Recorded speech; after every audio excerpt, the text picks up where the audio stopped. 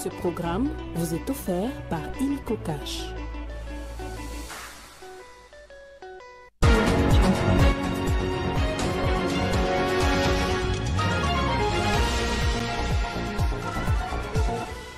Les libertés sont garanties pour l'opposition en République démocratique du Congo. Affirmation avec force du porte-parole du gouvernement congolais Patrick Mouyaya lors du Conseil des droits de l'homme de l'ONU qui s'est réuni dans les cadres de l'examen périodique universel des situations des droits de l'homme dans le monde. Présidentielle aux États-Unis, nous sommes à quelques heures du scrutin. 4 candidats sont en lice, notamment Kamala Harris et Donald Trump, qui ont tenu leurs ultimes meetings électoraux avant l'ouverture des bureaux de vote pour ce qui s'annonce être l'un des scrutins présidentiels les plus serrés de l'histoire. Nouveau journal sur Télé 50. Bienvenue à tous. C'est ce mardi qu'a débuté l'audience foraine de la rentrée judiciaire du Conseil d'État au Palais du Peuple. Le chef de l'État et magistrat suprême Félix-Antoine Tshisekedi a lui-même pris part à ces assises, une activité qui tire son essence de l'article 24, alinéa 1er de la loi organique portant organisation et fonctionnement des juridictions de l'ordre administratif. Le bâtonnier national Michel Chebele Makoba a fait un plaidoyer sur le rôle de la médiation et de la conciliation dans l'exécution des arrêts du Conseil d'État, détail dans ses récits. Présidée par la première présidente de cette haute juridiction, Marthe Odio Nondé, cette rentrée s'est axée autour du thème « Ministère public pour une justice administrative plus efficiente en République démocratique du Congo ». Suivant les propos de la première présidente, le thème de la mercuriale développé par le procureur général après le Conseil d'État au cours de cette audience solennelle et publique se rapporte notamment sur la nécessité et l'exigence d'un ministère public fort dans l'administration de la justice administrative. Les assises s'y sont inscrites aussi dans l'attente des acteurs judiciaires et extrajudiciaires impliqués dans les procès administratifs congolais. Dans la foulée, la question de l'abrogation de la décision du CESAC interdisant la diffusion de la série télé Le Bachelor sur Canal+, a été évoquée et le Conseil d'État a éclairé la lanterne. Se fondant sur les dispositions légales sus-évoquées, les juges de référé a ordonné la suspension de la décision entreprise. Permettez-moi, Excellence, Monsieur le Président de la République, tout de même de réserver une mention spéciale à la réaction positive du président du CESAC, qui, après un mécontentement compréhensible exprimé par certaines personnes qui vilipendaient à tort les juges de référé, a pris de la bonne hauteur, comme le démontre sa lettre numéro 125 du 25 octobre 2024. L'objectif visé par cette rentrée judiciaire exercice 2024-2025 est donc celui de relever les difficultés et les limites du rôle du ministère public administratif dans l'état actuel de la législation congolaise sur la justice administrative. Le Conseil des droits de l'homme de l'ONU s'est réuni dans le cadre de l'examen périodique universel des situations des droits de l'homme dans le monde, une occasion pour Kinshasa, qui fait désormais partie de cette structure après sa récente élection, de défendre sa posture tant critiquée par les opposants au pays. Le porte-parole du gouvernement a affirmé haut et fort que les libertés sont garanties pour l'opposition en RDC. Ces libertés sont aussi garanties pour l'opposition politique dont les droits sont consacrés dans la Constitution et dans diverses lois de la République. C'est à ces titres que l'opposition est bien représentée dans les chambres parlementaires et le président de la République a plusieurs fois repris son engagement à voir le Parlement assurer l'effectivité du rôle de l'opposition conformément aux prescrits de la Constitution. À propos de la situation sécuritaire dans l'Est qui constitue pour nous l'épicentre des crimes odieux et graves et situations de graves violations de droits de l'homme que les États membres ont abordé tout à l'heure, qui touchent à la fois les enfants, les femmes ou encore les journalistes qui sont pris pour cible, le gouvernement a défini une stratégie claire pour répondre de manière efficace à cette crise qui dure depuis plus de 30 ans, notamment en ayant un front militaire. Aujourd'hui, nous observons un cessez-le-feu. D'ailleurs, au moment où nous parlons, la ministre des Affaires étrangères se trouve dans le Nord Kivu ou dans le cadre de la médiation angolaise. On va mettre en place un mécanisme de surveillance du cessez-le-feu. Évidemment, nous recourons recourant à la diplomatie parce que nous estimons que les crimes odieux commis dans l'Est de la RDC doivent être punis et sanctionnés, mais aussi le front économique qui nous permet, entre autres, d'identifier l'une des raisons principales de ces conflits. On travaille donc sur la traçabilité et on travaille en faisant donc les plaidoyers des actions à l'international pour que tous ceux qui s'approvisionnent dans les minerais d'essence cessent de le faire, aussi sur le plan judiciaire, parce que si nous voulons que cessent les crimes commis dans l'Est de la RDC, il faut qu'il y ait une justice efficace. Lancement ce mardi à Goma, au Nord Kivu, du mécanisme des vérifications ad hoc renforcé autour des ministres des Affaires étrangères de la RDC, Thérèse Wagner, celui du Rwanda, Olivier Nduhungirehe, et celui de l'Angola, Tete Antonio, qui fait d'ailleurs la médiation dans la crise entre la RDC et le Rwanda.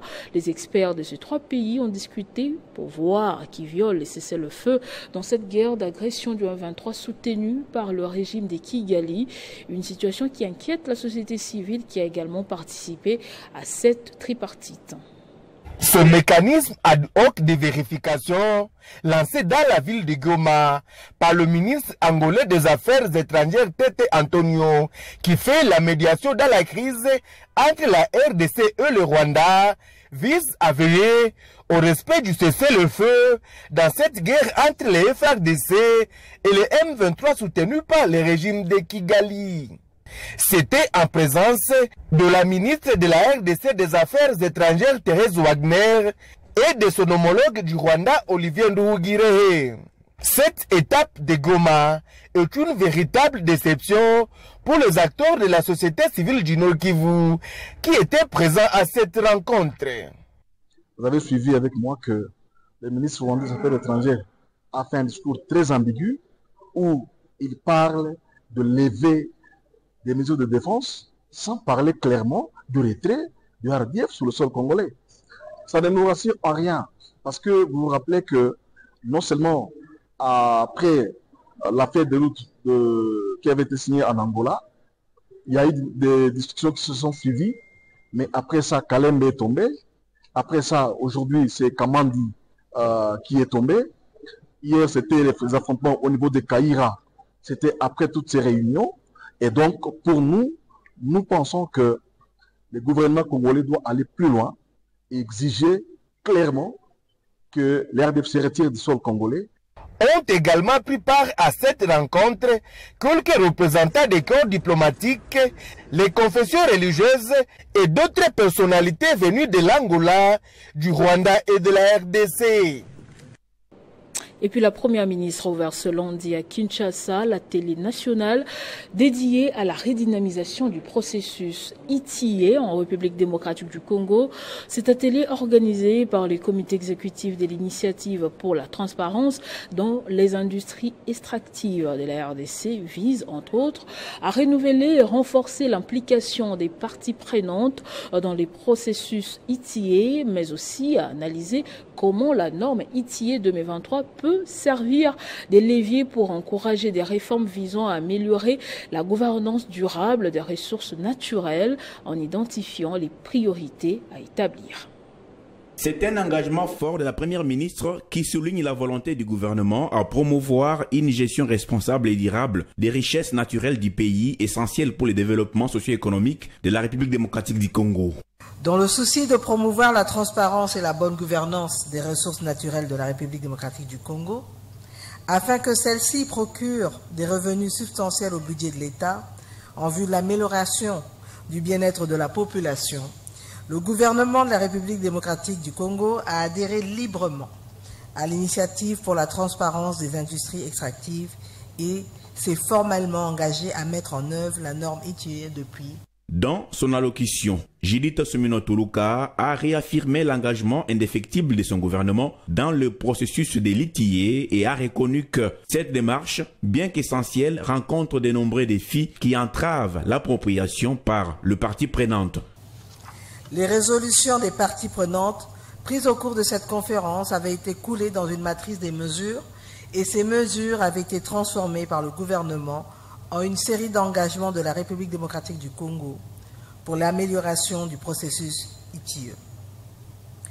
Ces engagements de la République démocratique du Congo avaient été transmis par le gouvernement à Madame le Président du Conseil d'administration de l'ITIE International le 27 février 2013.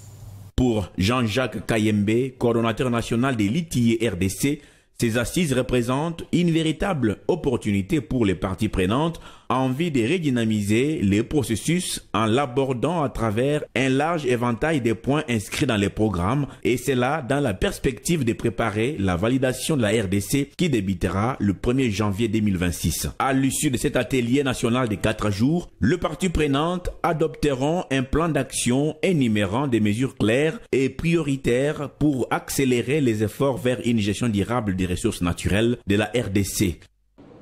Et toujours dans ce sillage, la chef du gouvernement, Judith Souminois, a présidé une séance de travail à la primature avec la délégation de l'inspection générale des finances conduite par l'inspecteur général chef des services, Jules Alinguete.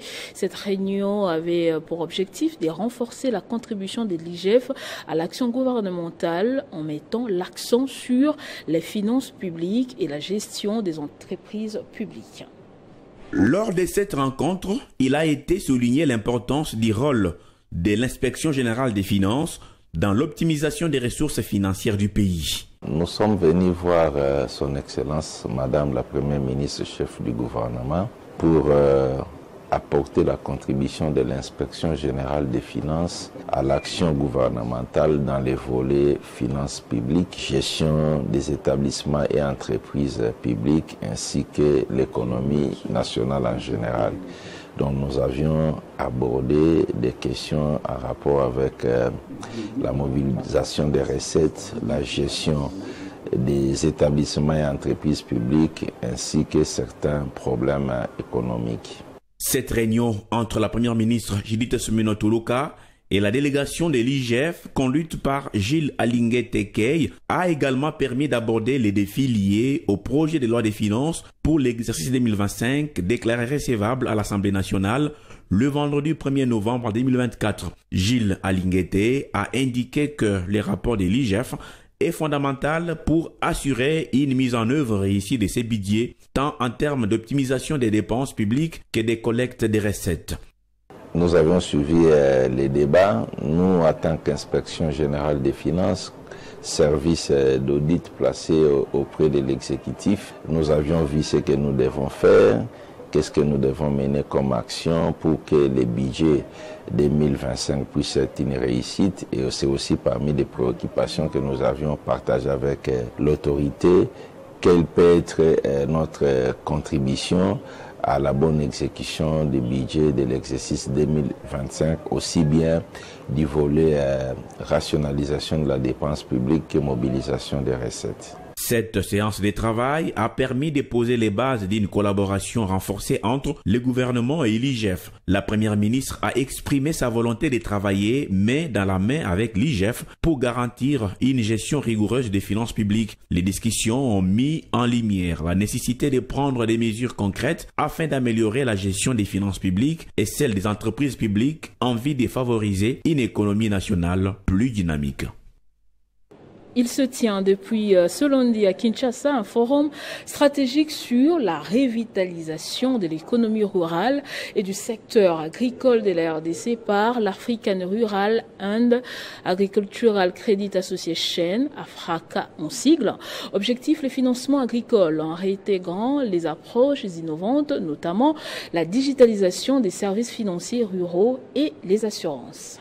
Pendant 3 jours, les experts de banques centrales des pays membres de l'Association africaine des crédits rural et agricoles, AFRACA en sigle, participent à ce forum qui se veut un cadre dynamique d'échange, de pratiques d'expérience et de renforcement de capacités sur les enjeux liés aux financements agricoles et au développement rural. Dieudonné Fikiri Alimassi, vice-gouverneur de la Banque centrale du Congo et président en exercice de l'AFRACA, a souligné que l'objectif de ce forum est en phase avec la vision du chef de l'État Félix-Antoine Tshisekedi Tshilombo, à savoir la revanche du sol sur le sous-sol. Le président de la République a dit nous devons oublier un peu le sous-sol, quand bien même il nous permet aujourd'hui de réaliser cette croissance, mais nous devons penser à l'agriculture. Je l'ai dit, 80 millions d'hectares de terres arables, 10% d'exploitation.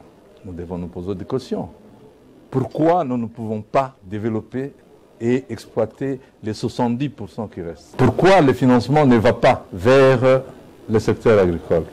Le forum nous permettrait de répondre. Mais déjà, dans les différentes interventions, vous avez suivi des différents écueils qui gênent le financement. Nous devons organiser ce forum ici pour donner la chance à notre pays de tirer des enseignements des autres pays qui connaissent aujourd'hui un développement du secteur agricole à la suite, par exemple, de la digitalisation. Après le mot de bienvenue du secrétaire général de l'AFRACA, Thomas Essel, et celui du représentant du ministre de l'Agriculture et de la Sécurité alimentaire, le ministre d'État, ministre du Développement rural, Moïndo Nzangi, a émis le vœu de voir les participants formuler des recommandations pertinentes pour la promotion et le développement de milieux ruraux. Cette première journée d'ouverture a été couronnée dans la soirée par un dîner de gala organisé par le président en exercice de l'AFRACA en l'honneur des participants et autres partenaires. Consécutivement à une motion d'information initiée par les députés Killer Moubambe, le président de l'Assemblée provinciale du Haut-Katanga, Michel Kaboué, accompagné des présidents des groupes parlementaires et des commissions permanentes, s'est rendu sur le terrain ce lundi pour se rendre compte de la spoliation des quelques rivières de la ville de Lubumbashi dans le Haut-Katanga. C'est entre autres le lac Tchombe au quartier Baudouin et la rivière Lubumbashi au quartier Chamalale. Lors d'une mission d'inspection effectuée lundi 4 novembre 2024, une délégation des députés provinciaux du Haut-Katanga, conduite par leur président Michel Kaboumwamba, s'est rendue sur le terrain afin d'évaluer l'ampleur des atteintes portées au lit du lac Kipopo et de la rivière Lubumbashi. Les élus provinciaux, accompagnés des riverains préoccupés, ont constaté avec indignation les conséquences directes de ces spoliations.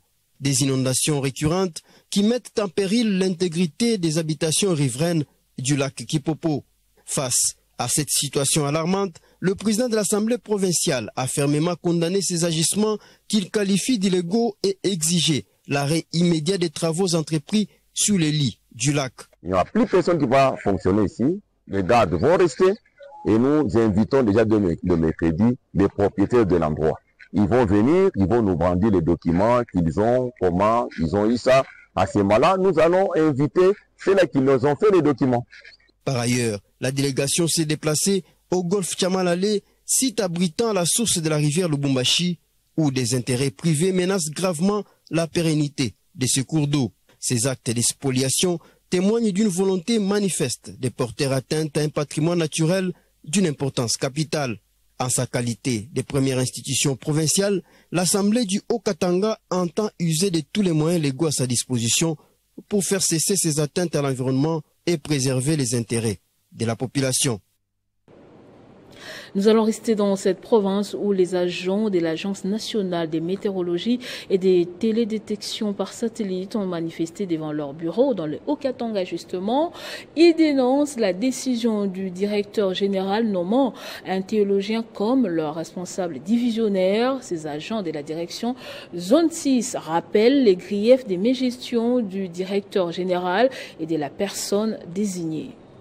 Ils sont déterminés à barrer la route à cette décision qu'ils jugent illégale. Les agents de la Mételsat de la direction Zone 6, province du Haut-Katanga, s'opposent à la désignation des moines et nommés gens qu'ils connaissent comme théologiens et Kalombo Lamouilamboué Serge, tous deux nommés comme directeurs et chefs de division.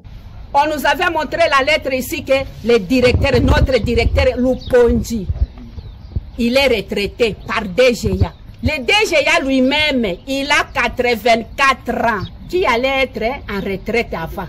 C'est lui le DG. Comment il doit retraiter un petit garçon? Devant leurs locaux, ils expriment les problèmes de la Mételsat 8 mois durant avec les décisions prises par le directeur général Joseph Itela, qui de même été déclaré coupable de faute de gestion par la Cour des comptes et condamné à payer une amende ainsi que les frais d'instance. Ces agents exigent également son départ de la Mételsat et l'accusent d'être à la base du désordre. Désordre des Akaka Awana Lubumbashi, mais c'est presque espace Mobimba ya Congo. Mais ce qui est bizarre, Awa et pas Nabiso. Ce qui est bizarre ici, la personne qui est en rupture avec la société pendant un trop long moment, c'est celui qu'on nous envoie comme directeur et nous l'impose. Avant même son installation, il s'est octroyé, s'est caché Il engage la société à l'extérieur jusqu'à décaisser à la banque à près de 8 630 $ au nom de la société.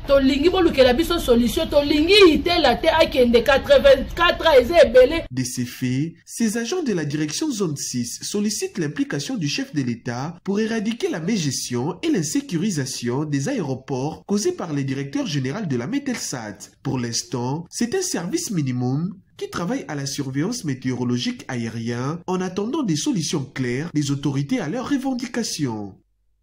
Non loin de là, le nouvel ambassadeur de la France à RDC mène une mission pour évaluer les opportunités d'investissement des entreprises françaises dans le sud-est de la RDC. Il a été reçu en audience ce lundi par la gouverneure de la province du Lualaba pour présenter les civilités. Rémi Maréchaux a salué la vision claire de Fifi Masuka Saini tout en soulignant l'intérêt des entreprises françaises au Congo. Évaluer les potentialités d'investissement pour les entreprises françaises est l'objectif de la mission menée par les nouvelles ambassadeurs de la France en RDC dans la partie sud-est du pays.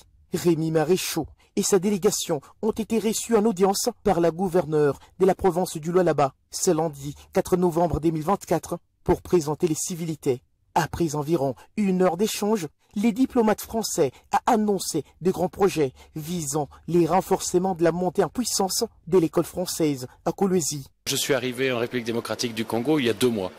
Et pour moi, c'était très important de venir rapidement dans le sud du pays pour évaluer le potentiel d'investissement pour les entreprises françaises. Et Madame la gouverneure a bien voulu m'expliquer quelle était sa stratégie de développement de la province. Nous avons discuté des différents défis, notamment celui des transports, celui de l'accès à l'électricité. Saluant la clarté de la vision de la chef de l'exécutif provincial, il s'est félicité d'avoir eu un entretien extrêmement précieux permettant de cibler l'intérêt des entreprises françaises en République démocratique du Congo. Elle était très claire dans sa stratégie, très claire dans ses projets pour la province. Pour nous, c'est un entretien extrêmement précieux parce que ça me permet de cibler l'intérêt pour les entreprises françaises et surtout de mieux comprendre le cadre de potentiels investissements français dans la province. Rémi Maréchaux a eu droit à la visite guidée de la gouverneure Fifi Masuka Saini qui a, à partir du balcon du 2e niveau de l'hôtel du gouvernement provincial, présenté à son hôte le nouveau gouvernorat et les autres infrastructures en construction dont les travaux ont considérablement avancé. Débat sur la constitution congolaise, ça continue de faire couler encre et salive. Les forces politiques alliées à l'UDPS et FAO ont donné à leur tour leur position ce mardi au sortir d'une commission de la structure composée d'experts constitutionnalistes, politologues, économistes, philosophes et grands parlementaires qui étaient chargés d'épiloguer sur la question désignée par son coordonnateur Élisée Boko-Mwana Maposo. Il ressort que le FAO se prononce en faveur de la révision de l'actuelle constitution et lance solennellement la pétition collective à travers tous les territoires nationaux. La déclaration est lue par Jean-Bertrand Eoanga, ici Eoanga, en présence du coordonnateur général, le vice-ministre du budget, Élisée Boko-Mwana Maposo. Il convient de rappeler que certaines de ces dispositions méritent bel et bien d'être revisitées, afin non seulement de les adapter aux aspirations profondes du peuple congolais, mais aussi rendre le fonctionnement de l'État plus souple et compétitif. Eu égard à ce qui précède, les partis politiques, personnalités et associations membres de forces politiques alliées à l'UDPS, Tshisekedi FPI, se prononcent en faveur de la révision de l'actuelle constitution à travers 16 articles 1, 2, 3, 7, 10, 12, 13, 70, 205, 206, 208, 209, 210, 211, 212, 213, 214, 216, 217, 218, 219, 220, en vue d'aboutir à une constitution révisée qui s'adapte au vécu quotidien des Congolais et rendre les institutions politiques beaucoup plus stables et fortes. Le premier regroupement historique allié à l'UDPS lance solennellement la pétition collective portant sortant collecte les signatures favorables à la révision constitutionnelle à travers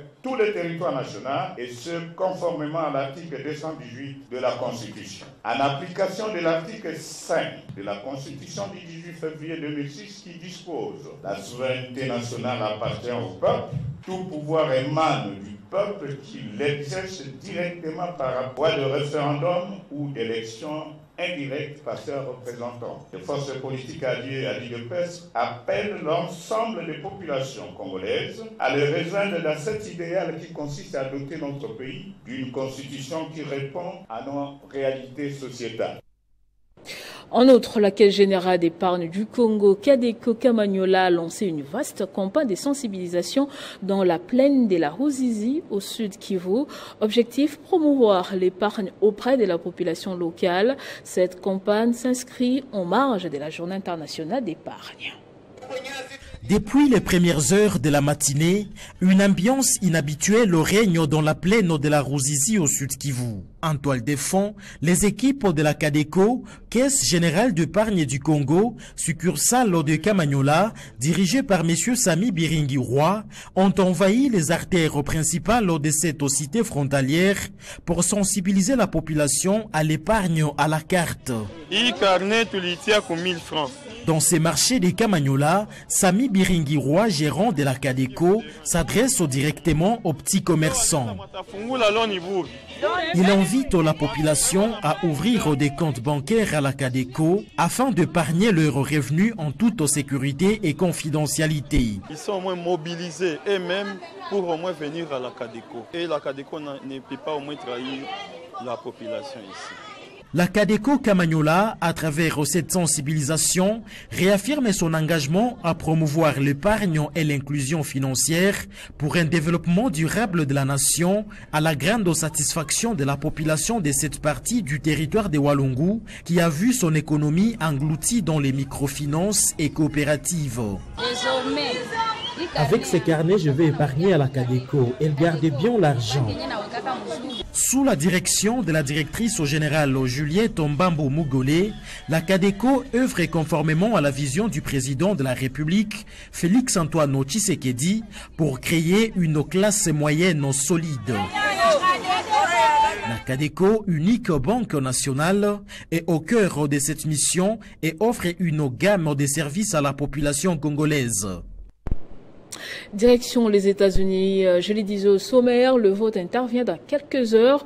Les Américains vont élire leur nouveau président de la République et aussi les nouveaux membres du Congrès. 4 candidats sont en lice pour la présidentielle, notamment Kamala Harris et Donald Trump, qui ont tenu leurs ultimes meetings électoraux à quelques moments de l'ouverture des bureaux des votes, pour ce qui s'annonce être l'un des scrutins présidentiels les plus serrés de l'histoire. Alors que le monde entier aura les regards braqués en direction des États-Unis d'Amérique où se jouerait l'avenir de la planète, la réalité est pourtant ailleurs. L'Amérique a depuis fort longtemps cessé d'incarner une lumière pour cette planète. Depuis plus d'une décennie, les élections américaines n'offrent au monde qu'un spectacle désolant et c'est encore la réalité cette fois. Un diable à 2 têtes, 2 visages qui semblent s'opposer, mais dont les intentions se rejoignent en un point de convergence absolue. Leurs intérêts propres, Trump ou Harris, peu importe les noms, peu importe la figure, les deux danseront la même valse, les deux chanteront la même chanson pour maintenir leur place dominante sous l'échiquier mondial. Et qu'ont-ils à offrir à l'Afrique? Rien, absolument rien. Leurs ambitions se nourrissent des rivalités et des guerres distantes, soutenant un régime ici renversant un autre là-bas. Selon les caprices de leur stratégie globale, ils fermeront les yeux sur les massacres en Palestine, appuieront la colonisation des terres par Israël, attaqueront la Chine et la Russie sous le couvert des droits de l'homme, mais uniquement parce que ces puissances menacent leur suprématie. Mais quelque chose a changé. Les citoyens du monde commencent à voir clair dans leur jeu. Les plus naïfs pourraient être tentés de soutenir la Chine ou la Russie dans un élan d'anti-américanisme, sans saisir la leçon essentielle qui se cache derrière cette vaste pièce de théâtre. Il s'agit des puissances, des dissuasions, de l'art de bâtir des forteresses pour protéger ce que l'on chérit. Chaque pays, chaque peuple devrait comprendre la nécessité de développer sa propre force, non pas pour dominer, mais pour résister aux appétits d'autrui. L'Amérique s'est renfermée, trahie par une moralité vacillante, un système médiatique devenu un moulin à propagande, une justice sélective et sans pitié pour ses propres dissidents. Ce pays qui fustige les autres pour leurs dérives dévoile désormais ses propres contradictions, à l'image de Trump qui a su instrumentaliser la peur de l'étranger pour allier une partie de la population derrière sa bannière. L'Américain moyen n'a peut-être pas encore saisi toute l'étendue de cette transformation, mais l'Africain, lui, voit clairement. Depuis le chaos qu'Obama a laissé en héritage, une chose est sûre, ces élections présidentielles américaines n'apportent rien à l'Afrique, ni à ceux qui se battent pour un avenir meilleur sur ces continents oubliés. Et ce journal est terminé, place au rappel des titres. Les libertés sont garanties pour l'opposition en République démocratique du Congo. Affirmation avec force du porte-parole du gouvernement congolais Patrick Muyaya lors du Conseil des droits de l'homme de l'ONU qui s'est réuni dans le cadre de l'examen périodique universel des situations des droits de l'homme dans le monde. Présidentielle aux États-Unis, nous sommes à quelques heures du scrutin. 4 candidats sont en lice, notamment Kamala Harris et Donald Trump, qui ont tenu leurs ultimes meetings électoraux avant l'ouverture des bureaux des votes pour ce qui s'annonce être l'un des scrutins présidentiels les plus serrés de l'histoire. Merci de nous avoir suivis de partout. L'information reste en continu et en temps réel sur votre télévision.